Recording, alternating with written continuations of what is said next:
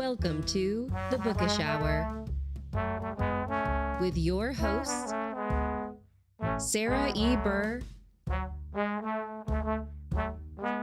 and J.C. Kenney.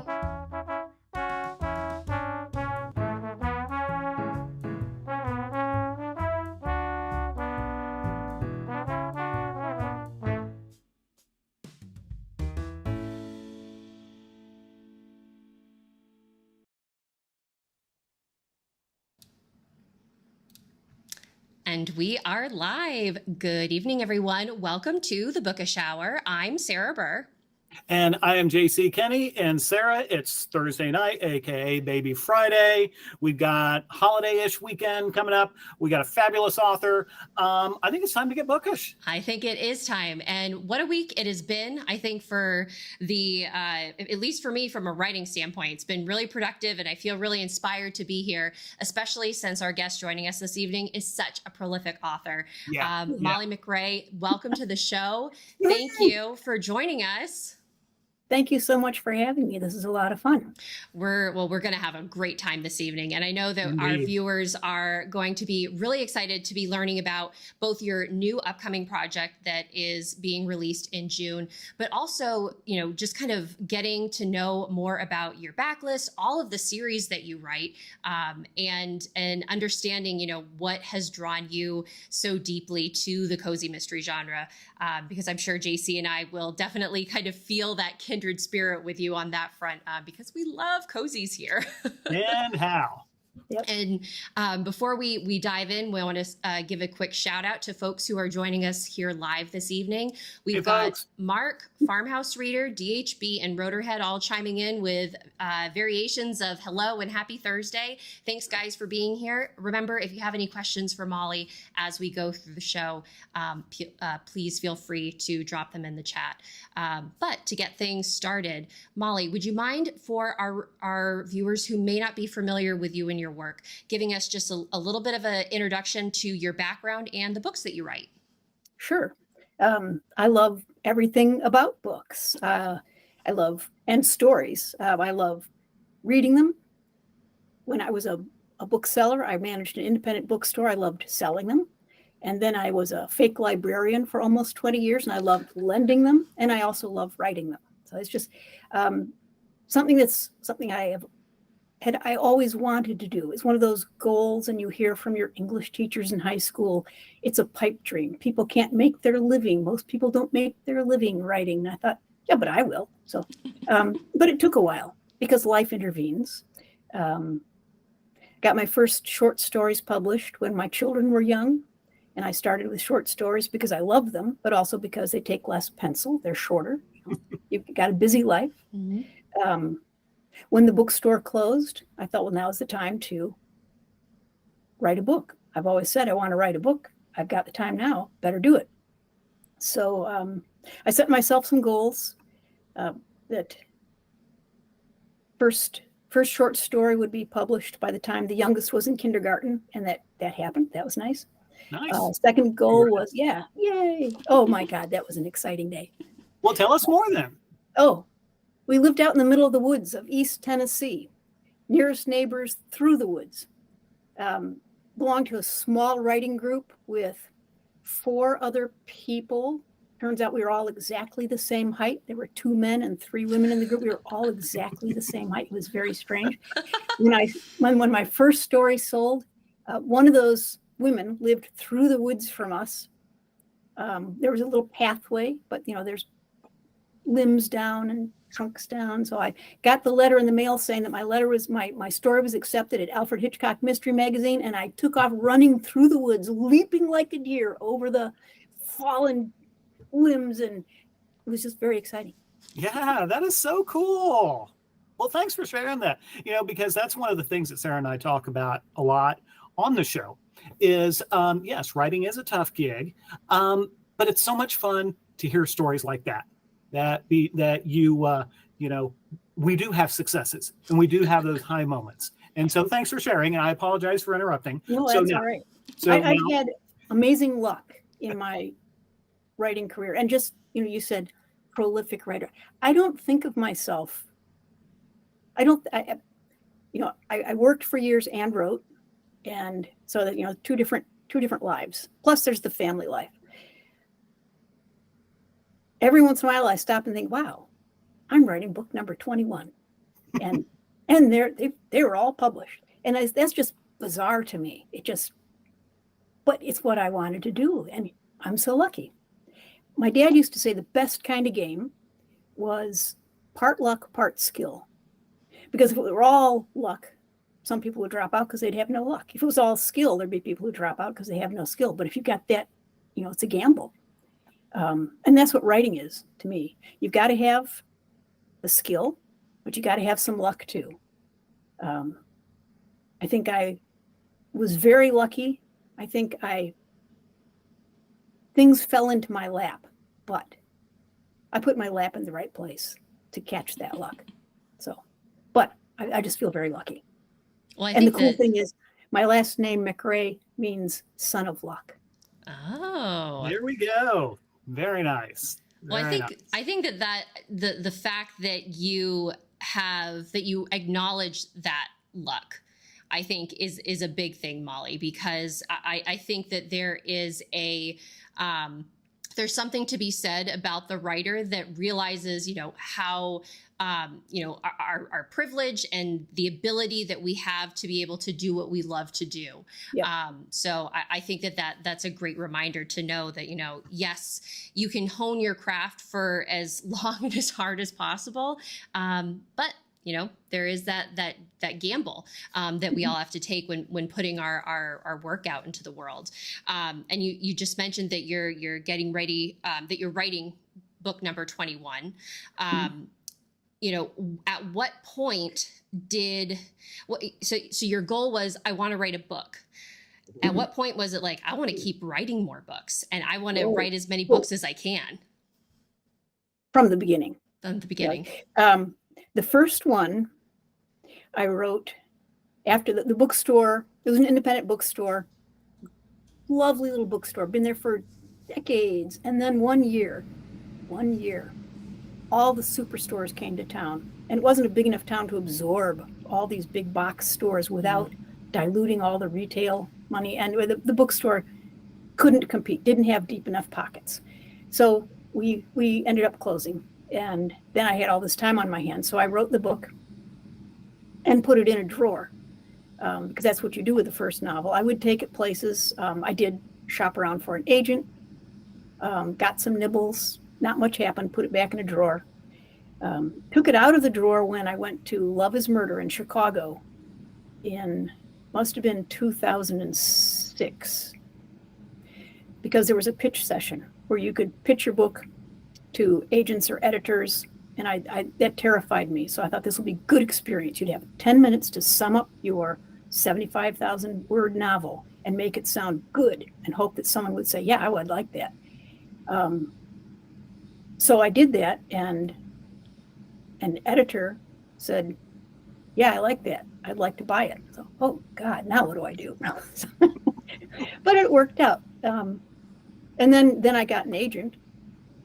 That fell into my lap, but my lap was in the right place. I networked, and it took off from there, because an agent can really, really help you out. Got a contract from Penguin for 3 books, and then 2 more books, and then got some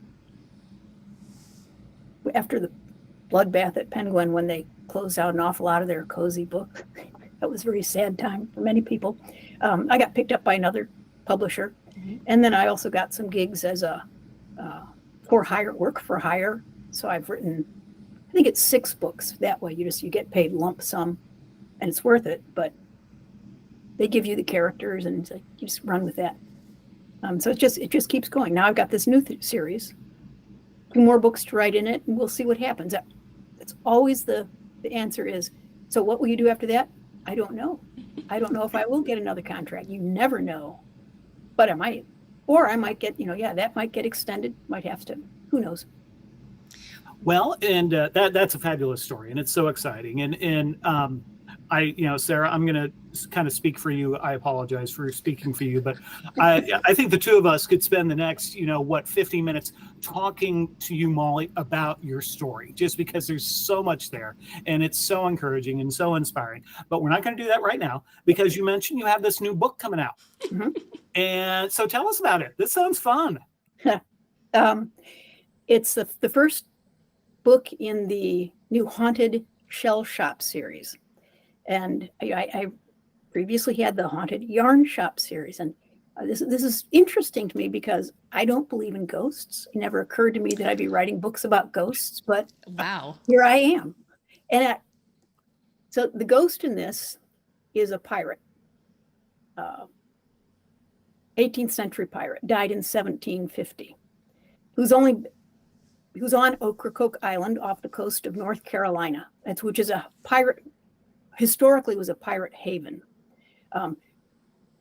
Blackbeard the pirate died right off of Ocracoke in 1718. Oh, wow. Howard Street on Ocracoke is named after, I think his first name was William Howard, who was Blackbeard's quartermaster. And it's named Howard Street because the Howards still live there. And that's just so cool. Wow. Yeah. So Howard Street is in the book too, because it's the coolest, it's the most picturesque street you can imagine. It's not paved. So the character of Emrys Lloyd the pirate occurred to me one day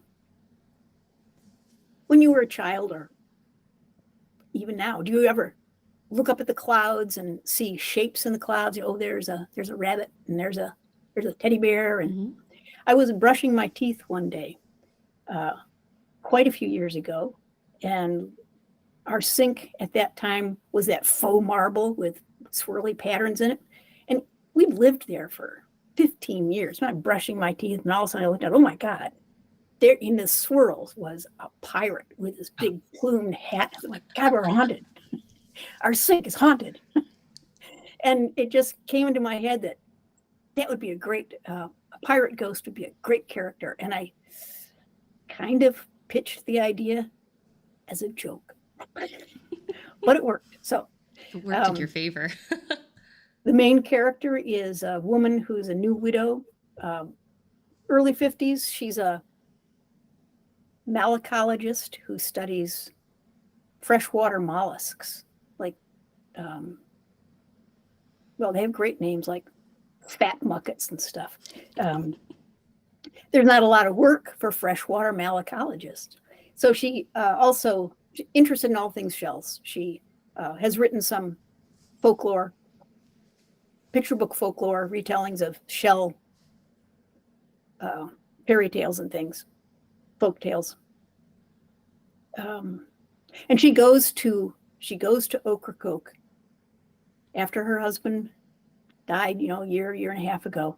He had been receiving letters from someone on Ocracoke. There were things like, if you come to Ocracoke, you'll learn something to your advantage, or kept writing. They never answered the letters because they didn't know who this person was. They didn't know what. It seemed like a scam. But she finally decided she would go and see if she could just nose around a little bit and see what's going on. Why is this guy writing to? So she arrives at the tail end of Hurricane Electra. There is no Hurricane Electra. That was one thing my copy editor worried about, because he checked all the lists of names of hurricanes. There's no Hurricane Electra. I know. It's fiction. So, she shouldn't be there, but she goes there. She gets there. She gets a favor from a friend, and having a little bit of trouble because she's noticing odd things. Like she sits out on the beach. She gets the feeling there's someone sitting next to her. Maybe it's her husband. Maybe it would be her husband. Wouldn't that be? There's no one there. She hears voices and a ship out there on the waves, except it has masts and it's a big ship, but it's not there. And she sees she can't find anyway. On her way back to her little rental place, she's going through the woods and trips over something. It's a body, of course, it's a body. But you don't actually see that. It's told sort of disjointedly, because first of all, she's on the beach, and then all of a sudden she's coming to. She doesn't know whether she's coming to. She just knows that someone is saying, I can't feel a pulse.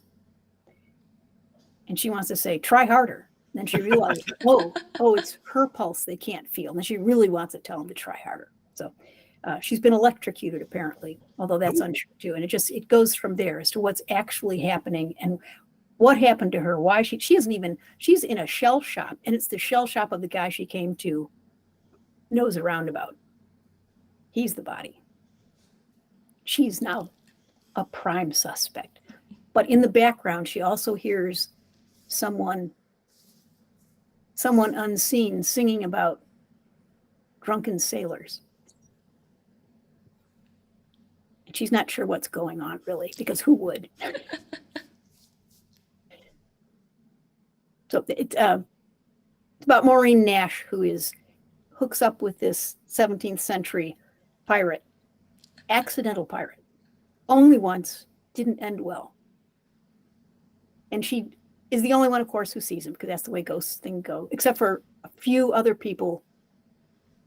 The dead shell shop owner did see him. And a horse, Ikey D, who actually did exist.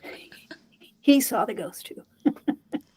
Well, if that description doesn't have our viewers being like, I need to learn more, I don't know what will, because I have to tell you, Molly, when I was reading the opening pages of Come Shell or High Water, you had mentioned that Maureen, she's had something happen to her that's left her in this state of confusion. And I don't think I've ever read a cozy mystery that has pulled me into the main character's experience so vividly and so quickly as you do in the opening pages. Where the thought process and the way that you presented Maureen's disjointed thoughts and like figuring out like, what is going on here, what she's hearing, what she's seeing, what she's remembering. It was just, it was an experience all to itself. And it was so cool to feel that, because it really helped me kind of zone in on, okay, what is going on here? I'm so invested because my head is swimming from what's happened. We need to begin piecing it out. And it feels like there's like mystery on mystery, which was just really, really well done. And I'm wondering if you can kind of maybe share a little bit about your, as you were writing this and thinking about how to present that, was that always the intention? Was it something that you decided to experiment with, or, what was the process for that? It is what I intended, but it was kind of an experiment too, because you have to do such a good job of jumping people into a story. Mm-hmm. When I write, I feel like I'm a director. I can hear the characters. They don't talk to me. They talk to each other, or Maureen was narrating. And I watch what they're doing. And, if you've got two characters, you got to make sure you keep track of the other one too. So I don't know, it's a very visual way of writing. And we have neighbors who live right across from us. I'm in the upstairs little half story, and there's a window that looks right across to their windows. And I know they can see me because they'll say, "Oh, saw you writing." And I'm thinking, "Oh, what did you see?" Because I'll stop in the middle of writing and act it out, because it's just whatever it is.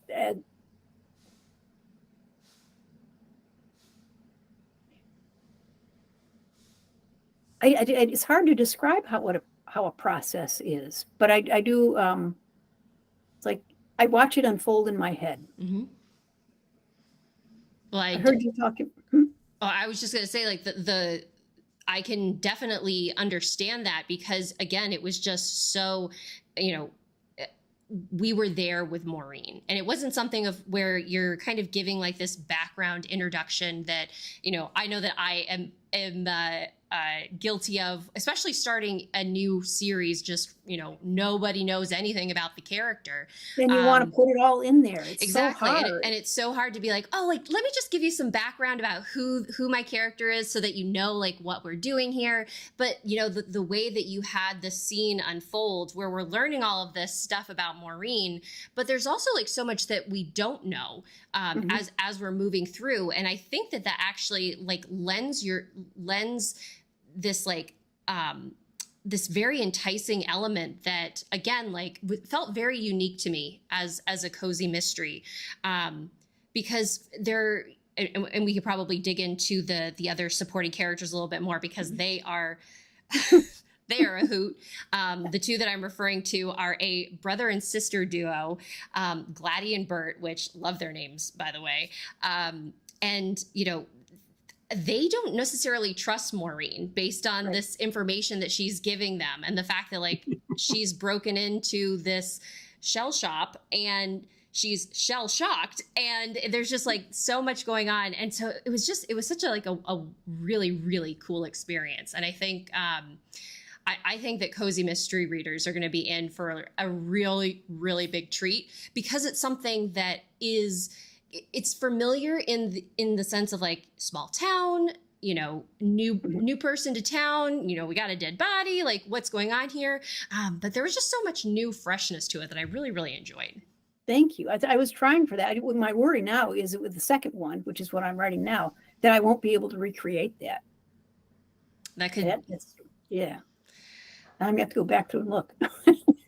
So kind of along that line, and one of the things I'm curious to know, if you wouldn't mind kind of telling us, is you shared that you have these you see things in your head, so very much that visual aspect of your writing. So do you translate that down into like an outline, or that you prepare before you're writing, or do you just kind of go with it and let the story guide you kind of more like that along the seat of your pants, the pantser approach? It's a good combination of the two. I do like to have an outline. My high school English teachers were so good at teaching us how to do outlines, and I just have stuck with that. But it's an organic outline. It's not, well, there's room for things to change, and things do change. People will say, oh, I couldn't possibly outline because then I would be bored with it and I couldn't write it. Well, a first draft is like a really long outline. So aren't you bored with it? But you got to go back and fix it. So I think, say, well, I couldn't do that. I need to be I need to be spontaneous and just write it. Well, that's what an outline is. No one handed it to us. If we're using outlines, we didn't go buy them. They spontaneously happened. It's just a very much more abbreviated first draft, a really rough draft. Yeah, that's how I figured. Really right. Yes, I'm your preach, sister, because you're talking to my heart here, because that's what I do. I have like a 3 or 4 page outline, and then I literally print it out and have it by me whenever I'm writing. And since it's only 3 or 4 pages, it doesn't have a whole lot of information in there. But like I've told Sarah this many times, it keeps me out of the weeds. It gives me plenty of room. And it's so much fun. Yeah. Well, because I can go on forever having people just talking to each other. I love dialogue. That dialogue is my favorite thing to write. And it's, I think what my outlines help me is they do keep me on track of, I know where I need to get these people. And if I'm, if I spend like 20 pages in a conversation, it's like, what, I think these guys should probably move on to do something else.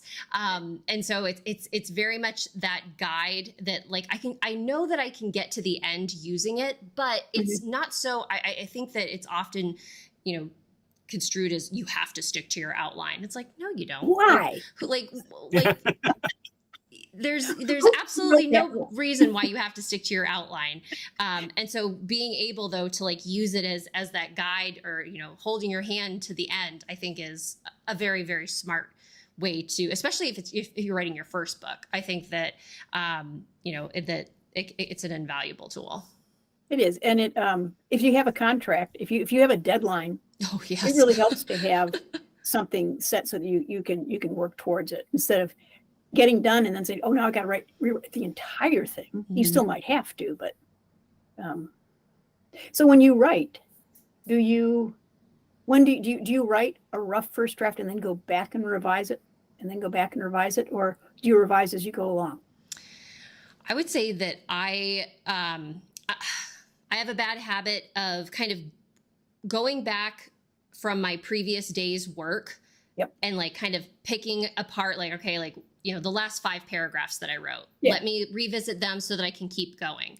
However, one of our guests recently had this really great suggestion of, writing just a little summary of what happened in those like 5 paragraphs, so that you don't have to go back so far to get a sense of what you're working on. Because I do try to save all of my revisions for once the whole draft is done and I have the whole picture, because I've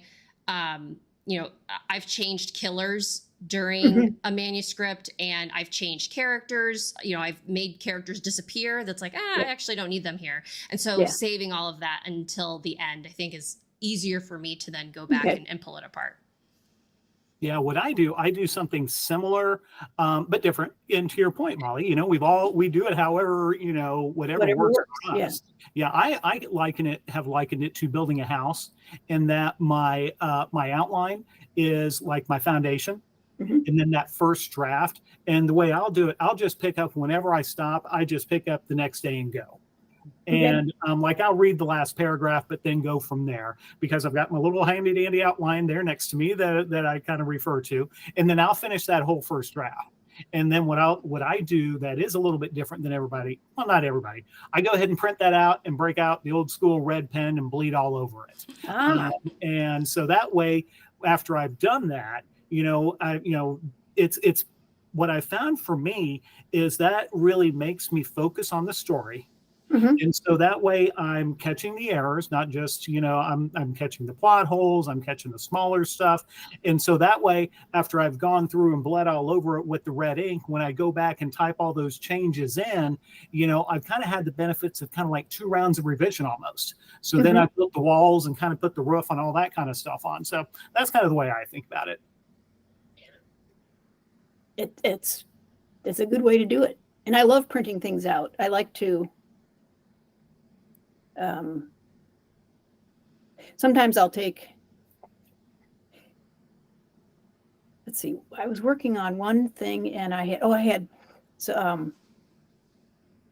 was keeping track of what each character was doing when. So I had a document for each one of them, and then cut them all apart and fitted them together so that, that was fun, just because it was a mess all over the floor. It's great. Yeah. Well, and to Sarah's point, we had another author visiting us, and she talked about what she does is she has on her wall, she has all kinds of envelopes. And as she's going along, she'll come up with a little idea about a character, just jot it down on a notepad or a Post-it note, and then drop it in that envelope. And then as she goes along, then she can pull that envelope off later, and she's got a whole bunch of pieces of info right there. I thought, oh, that's cool. That's cool. Yeah. I like that like physical visual aspect of it. It makes you like feel that you're present and really kind of working within the structure of the story. And real quick, Molly, we've been so like enamored by learning from you that we've skipped over some of the comments coming in from our viewers. We've got Ashley saying that she loves all things pirates, so very much intrigued by your pirate ghost. And we have DHB. I believe this was referring to the location that the Haunted Shell Shop series takes place in. But I'd saying absolutely beautiful place. So sounds like they're familiar with the area. but you had mentioned that you do not believe in ghosts, but have you talked yourself into it at this point? Since, this isn't the only series that deals with a little bit of paranormal activity in it. I say I don't believe in ghosts, but I can tell some credible ghost stories. So of actually hearing ghosts. So that's, I don't know that I believe in them, but ghosts as characters are great because they're completely different. They are people too. They're just dead. But they're wonderful characters because they have a different outlook, different issues, can do a little bit different things, or can be hampered, can't do something. So it's just, it's a fun thing to add. It adds a nice little twist to them. Yeah, the ghost in the Haunted Yarn Shop. A Penguin editor said she would like to work with me. Could I write a light paranormal? And I said, sure. Like something with a ghost in it. And I'm thinking, I've never written a ghost story. I thought, yeah, sure, of course I can. So that's where the Haunted Yarn Shop came from. That's just so cool. I love that. You said, sure, I'll do it. And you did. And, wonderful, cozy series came out of it, which kind of tees up my next question. And to Sarah's point, we're about halfway through the show, so it's just been such a delight. So reminder, folks, if you got questions, comments, anything you want to ask Molly, type them in the chat. We'll get to them, and right back to it. Could you tell us a little bit about the Haunted Yarn Shop Mysteries? That is, obviously, you mentioned it's another series with a ghost, but kind of what's going on in that? Well, takes place in a little town called Blue Plum, Tennessee, which is based loosely on all the little towns that I really like, but mostly on Jonesboro, Tennessee, where we lived for a number of years. We lived outside of town for a number of years and in the area for almost 20 years. Oldest town in Tennessee. Cute little place. Kath Rutledge. The names in that series, they're East Tennessee names. Had a good friend whose maiden name was Rutledge. So Kath Rutledge used to spend her summers there as a child with her grandmother. She is now a textile preservation specialist. This is drawing on some of my background. I wasn't a textile preservation specialist, but I was the director of the museum in that town. Kath is in the area of Blue Plum at a conference. She gets a message that her grandmother died suddenly. And this is, there's no mention in the series of Kath's parents. They're just, who knows? I know where but that just never ended up being a part of the story, really. But Kath is driving I wanted to say like a bat out of hell. And they said, no, you can't do that on the first page of a cozy. Oh, okay. So anyway, she was driving like a bat out of hell to get to the funeral on time in Blue Plum, Tennessee, from Virginia, where she was. She arrives,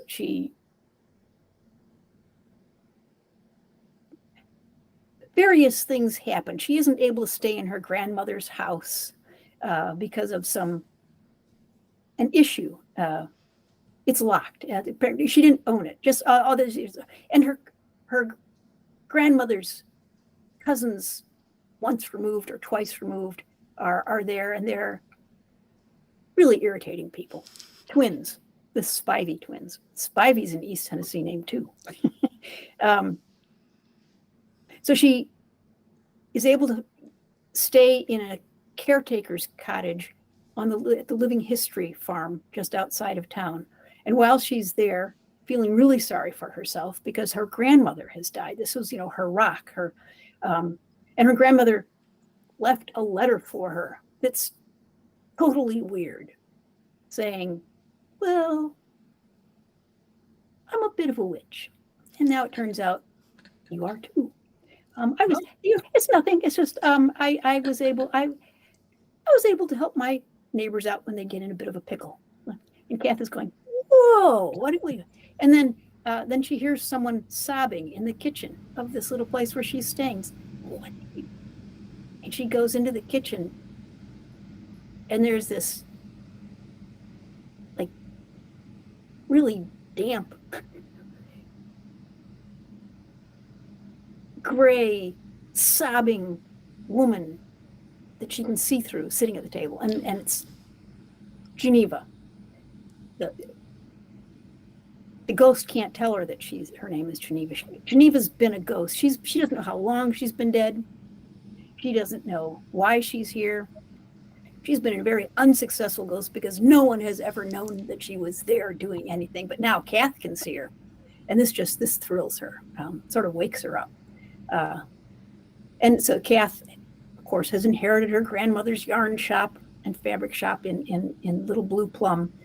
And then at the same time loses her job. So now she's fish out of water, stuck in the town. And turns out her grandmother was the number one suspect in the death of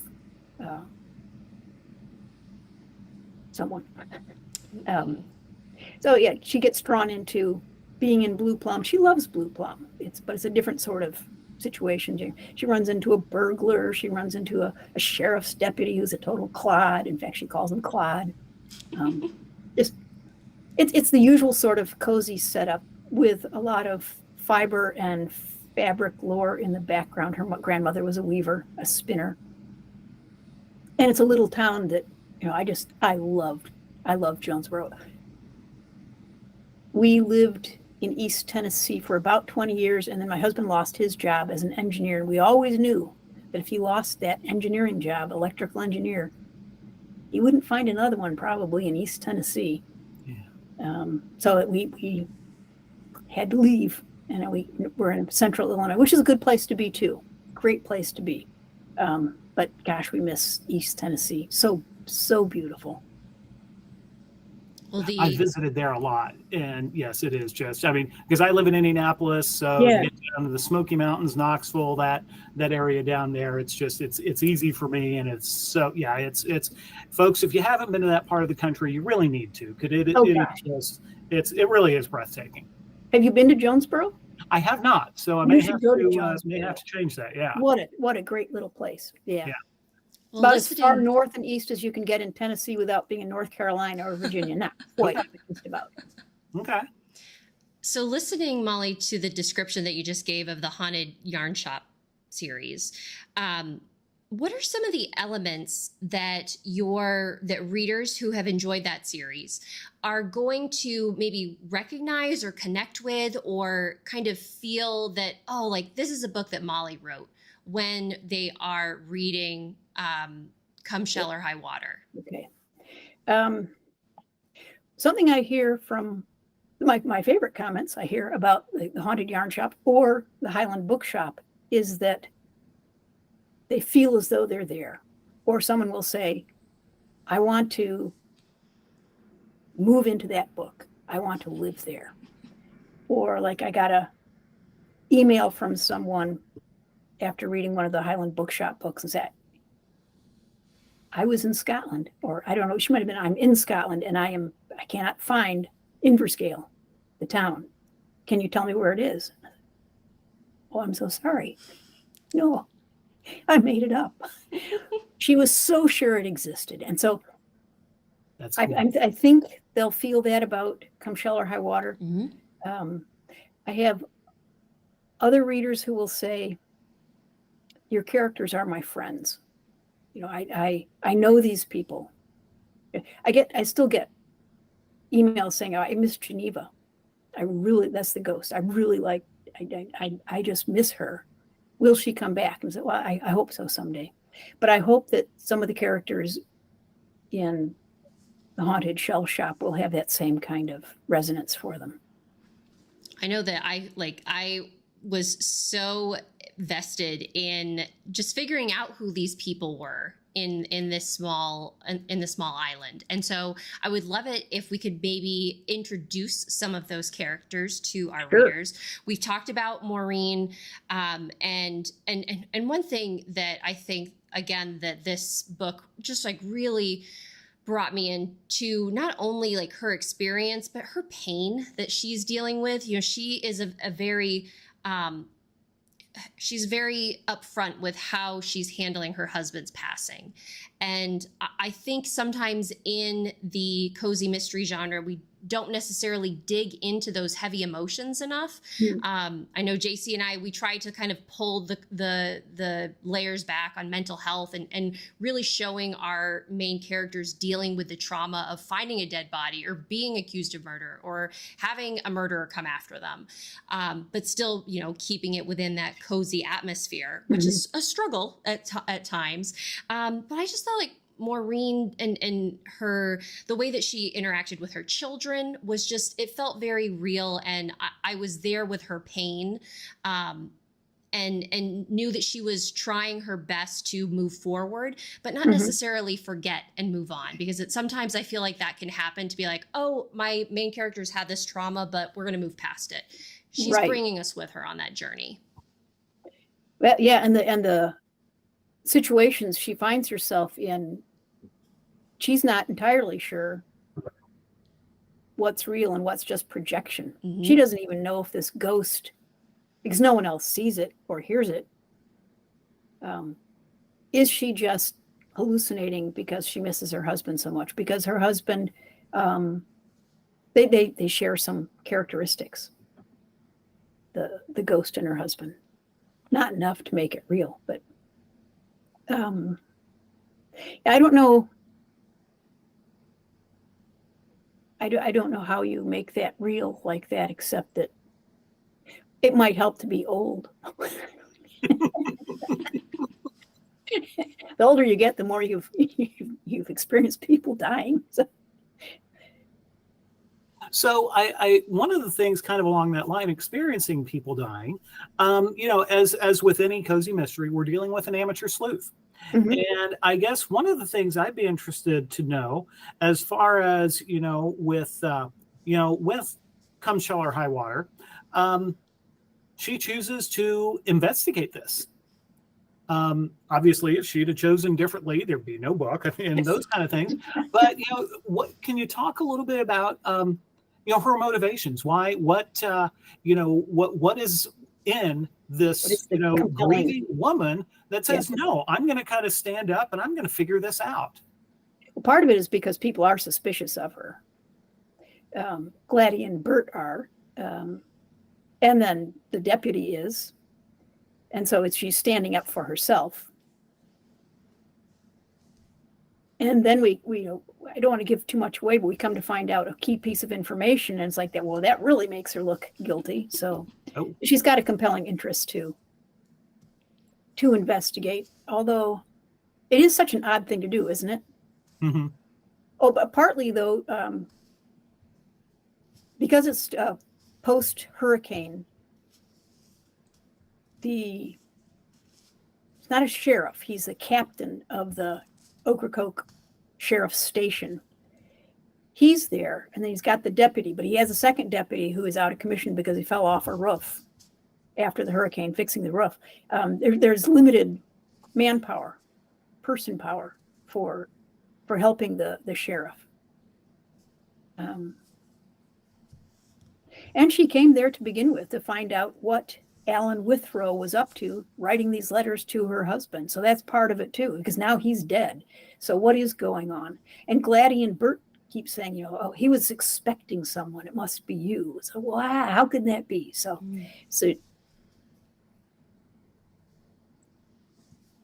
I think she's got good enough reasons to. She's got to do something while she's. Well, I think it's one of those things that for me, both as a reader and as a writer, you know, we often find ourselves talking about our amateur sleuths. You know, it's like, well, you know, they stumbled across this body and now they find themselves investigating it and they figure out the crime and all that kind of stuff, which is great. But it's like, you know, Sarah and I have talked, you know, I'd be on the phone to 911. You know, I'm too much of a weenie. And I just think that oftentimes we don't give those characters the credit they deserve for that intestinal fortitude, guts, whatever you want to call it, for saying, no, I'm gonna dig into this on my own. Yeah. She is all for calling the police to begin with, and it's Bert and Gladdy. That scene. Well, you wouldn't want to do that, they say. That, so again, and this, the setting that you give us in that moment where, you know, we're learning so much about the community by just how Gladdy and Bert are are being like, well, maybe we should call this person, or, you know, well, we probably don't want to do that right now. Or, and then we learn that, and I hope this isn't too much of a spoiler, but Gladdy is a mystery writer. And so she's got this like, oh, I want to go check out this dead body. Got a crime background. Yeah. And, you know, Maureen doesn't know that at the time. She's like, oh, like, I didn't realize, you know, you were in law enforcement. And she like kind of steps back, like, oh, I'll let them do their thing. But then come to find out, you know, she's a mystery writer. And it's just like, you see poor Maureen, like going through like this situation is just spiraling out of control. And oh my gosh, those two, can you talk a little bit about Bert and Gladdy before, I know that we're running short on time, but I would just want to know a little bit about your kind of motivations for creating their character. You know, why brother and sister? Like, how did they come to be? They walked on. I knew, and they just, you know, they didn't just take over, but it took a while for their personalities to gel. You know, some rewriting, but they are elderly. Towards the end, we find out that it's like 81 and 79. Have had some interesting lives. They grew up on Ocracoke. They have a strange combative relationship. They live together across the street from the house where they grew up. Bert was a librarian, and it's never mentioned where he was a librarian. It's beginning to sound like he was a librarian on Ocracoke, but he really wasn't. So that'll have to be cleared up at some point. They've been so much fun to get into their heads. And I see these, you know, they are people. If I go back to Ocracoke next summer, I'm going to expect to see them. Mm-hmm. When I was writing the Haunted Yarn Shop, I named some of the characters after people I worked with at the library, because we would have a fundraising for the United Way project, and various ones of us would offer something as a giveaway, and mine was to name a character. So then I would go up to eat my lunch in the staff lounge, and I'd be eating lunch at the next table, and there would be Debbie Keith, who works at the yarn shop, and there's Mike Regala, who's the fireman, and it's like very weird, totally weird. Thea Green, the librarian, she works there too. So there are people in the Haunted Shell Shop whose names. Maureen Nash is named after a good friend of mine I've known since I was 3. Oh, nice. Although Nash is her mother's maiden name. Mm-hmm. Patricia Crowley, the ranger, yes, good friend of mine. She goes by Pat, but she's not a ranger in real life. She doesn't know really she knows she's going to be a ranger in the book. She doesn't know what she's doing in the book. So many good characters, just so atmospheric. And I think, you know, readers are just going to be in for such a treat. And, you know, we've got some, a little bit longer to wait until it comes out, June 25th. Mm-hmm. So still plenty of time, folks, to pre-order. Yep. And if you are a NetGalley reviewer, I believe the book is still available on NetGalley for reviews and being able to be a cheerleader for Molly on this new series, which I'm excited for more, because again, it's just like, it was so I was so there. I was sucked in and like I'm off to the races. So good. That is good. Well, we'll hope the second one lives up to the first one. Well, can you share the title of the second one? Yeah. There'll be shell to pay. Oh my gosh. That is brilliant. When I saw Come Shell or High Water, I was like, there's not going to be like another pun that can top that, but that when you had shared that earlier, I was like, oh my gosh, that's even better. It's so. And I have the title for the third one, but it hasn't been okayed by the editor yet, so I won't give that one out. All right, so we'll have that little. I'm just going to be going through all of my like these different sayings in my head. It's like, okay, which one are we gonna like? How can you use it? Oh, yeah, that's so fun. That's so fun. And this has been so fun. And it's always hard to believe how fast our time goes. Oh my gosh. When we have, just like the knowledge and the experience that you have to share with us, Molly. So again, we really appreciate you being on the show. Before we begin our routine wrap up, any like upcoming virtual events that you are getting ready to do, any in-person events that, readers, if they're in the area, that they can check you out at? Malice Domestic, I'll be there. Oh, good. Yay. Nice. Yeah. We'll see you there. We both be there? Yes. We will. Oh, cool. All right. Well, that will be fun. Excellent. Very good. Yeah. Otherwise, no, because I'm just writing. That's a good thing to be doing. Yeah, very cool. Yeah, well, like Sarah said, unfortunately, we've got a few more minutes left. So, folks, again, if you're in the Bethesda, Maryland area, kind of Baltimore, DC, stop by, see us in April. Sarah and I will be there, but Molly's going to be there, which is a lot bigger of a deal. So, be there, be square. And so, Sarah, what are you watching? What are you listening to? What are you consuming?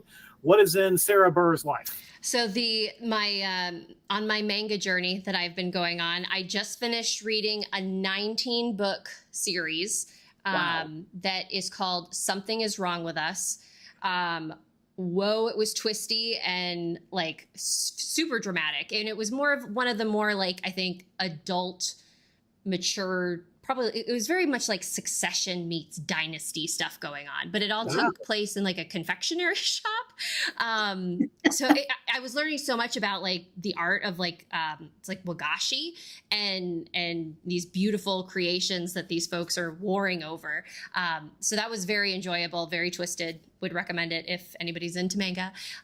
Listening wise, so I've been going through my Audible backlist, and for some reason I had already read Cheddar Off Dead by Karina Moss, on ebook, but I had the audiobook in my library. I was like, oh, like, you know what, I'm gonna like revisit this, and I was just enchanted by the narrator's performance. She did a phenomenal job, and I learned that I had been pronouncing the cheeses all wrong, and so that was a really great cozy mystery to experience via audiobook and feel like I was listening to it for the first time. That I think enough time had passed. It's like, okay, like I'm trying to remember like what Willa's first.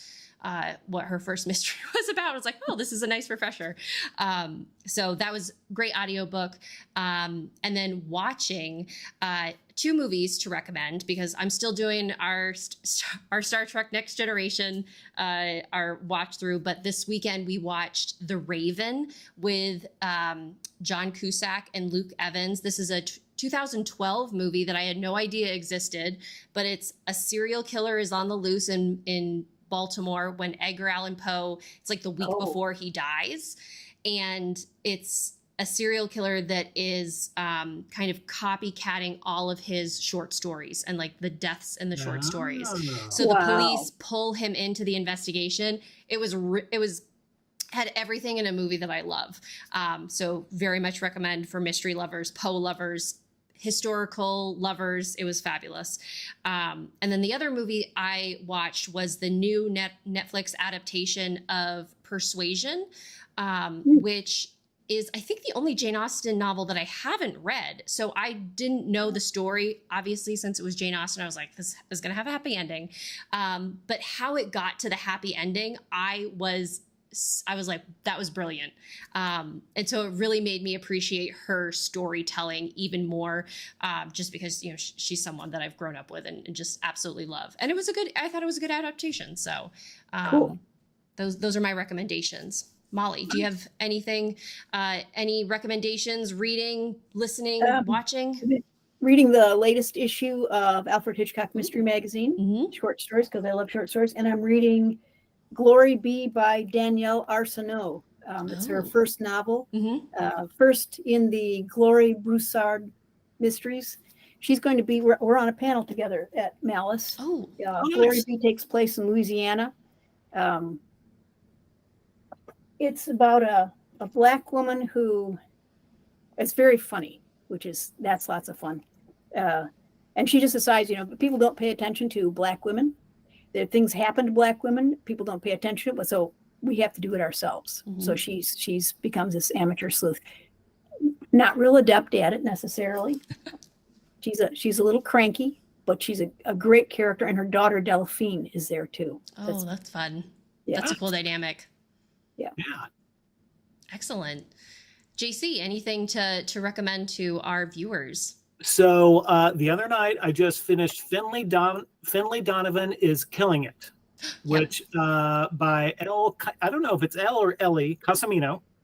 And it was the first Finley Donovan book that I've read, and I was howling with laughter and cringing at the same time.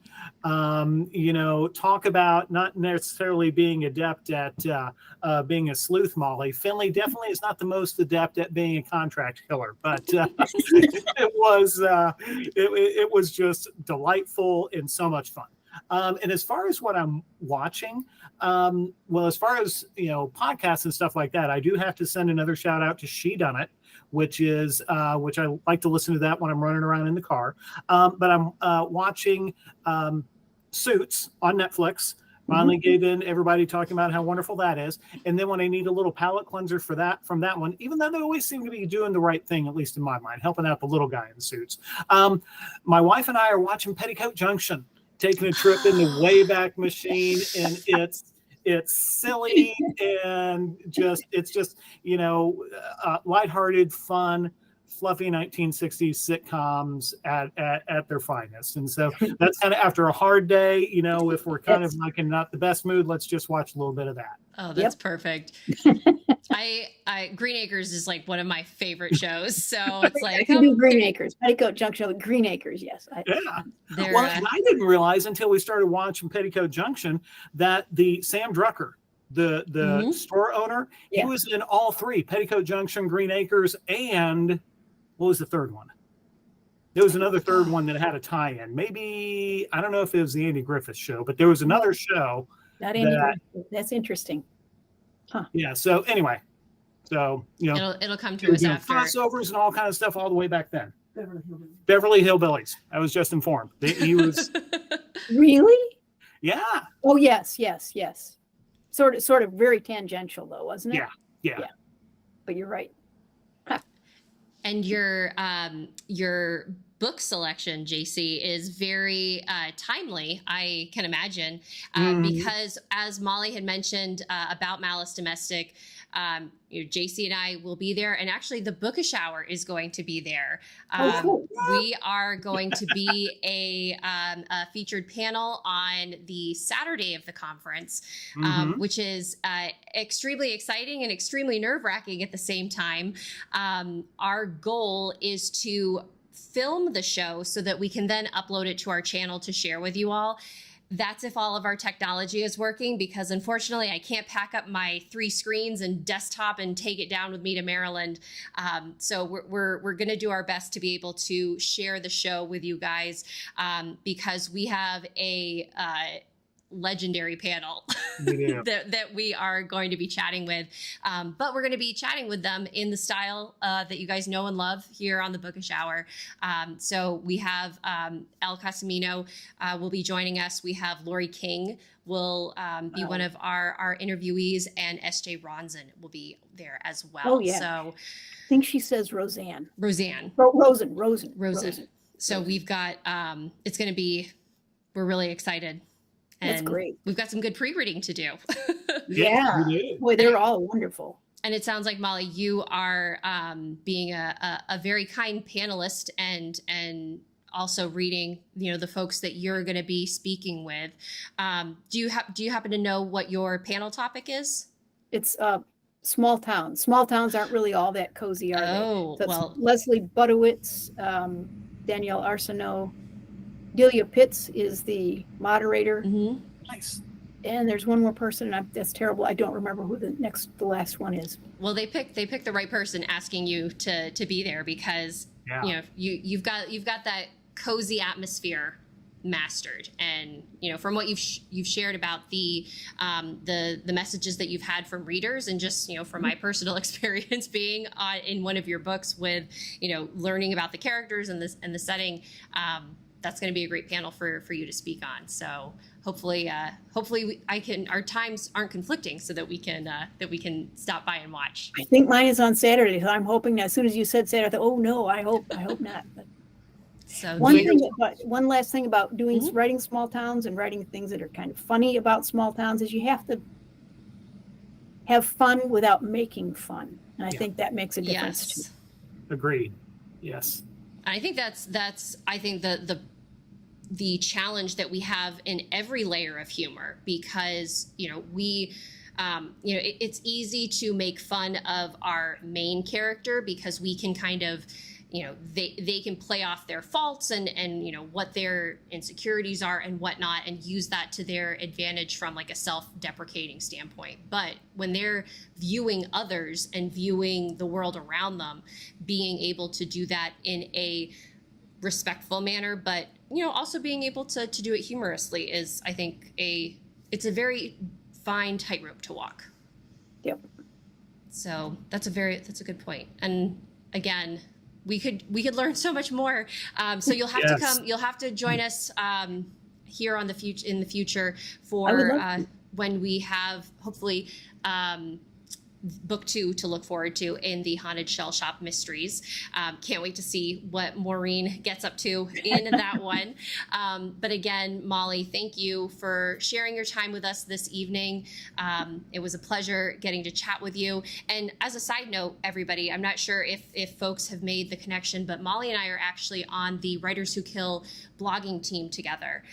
So that's how we connected prior to our show this evening. So if you're not already checking out our blog, writerswhokill.blogspot.com, you can learn all about what we're up to in our writing world. It's a great blog. As a reader, it's a great blog. There's a lot.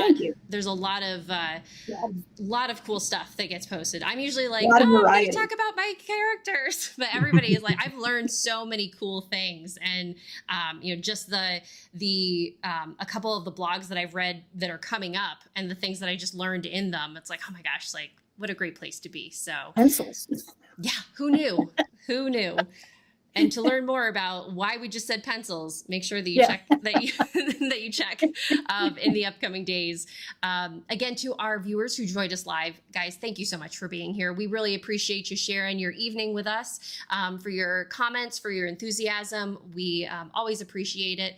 We will be back with a episode of A Bookish Moment coming up on April 9th at 4:30 p.m. Eastern in the afternoon. I believe it's a Tuesday. We're going to be joined by Kathy Stoller, and Kathy is going to be sharing her new thriller novel that is out, and it involves horse racing that morphs into like fighting off ISIS. So like that roller coaster ride. Can't wait to talk to her about it, because that just like, whoo, that is from 0 to 60 real quick. Yeah. So that'll be a great episode. Hopefully you guys can join us. But again, Molly, thank you so much for being here. It was great chatting with you. So nice to be here. We would love to have you back on the show at any point in time. And until then, to our wonderful viewers, stay bookish, everyone. Enjoy the rest of your evening and have a good night. Thanks, folks. Good night.